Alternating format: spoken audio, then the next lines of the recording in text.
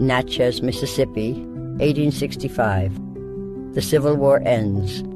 Slavery is abolished. But for over 20,000 newly freed black men, women, and children, freedom became a cruel illusion. The Union Army, yes, the so-called liberators, forced these freed people into a deep, ravine-like area surrounded by cliffs and bluffs on the Mississippi River. Locals already called it the Devil's Punchbowl, and the name stuck for good reason. This was no shelter. It was a prison camp, and the mission was clear: keep black people contained. Starved, sick, and caged by the good guys' conditions were inhumane. The Union Army built walls and stationed guards to keep people from escaping.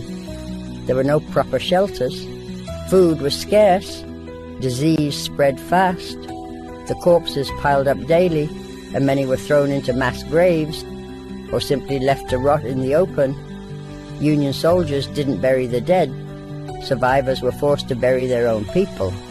This wasn't just neglect, it was calculated containment.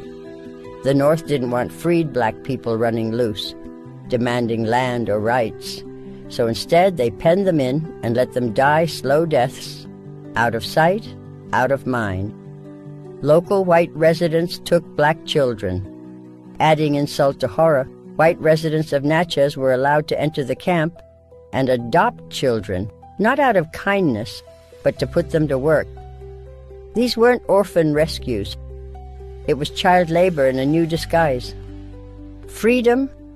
Number this was slavery with a new uniform. Death toll and disappearance. Historians and local researchers estimate up to 20,000 people died in that pit within a year.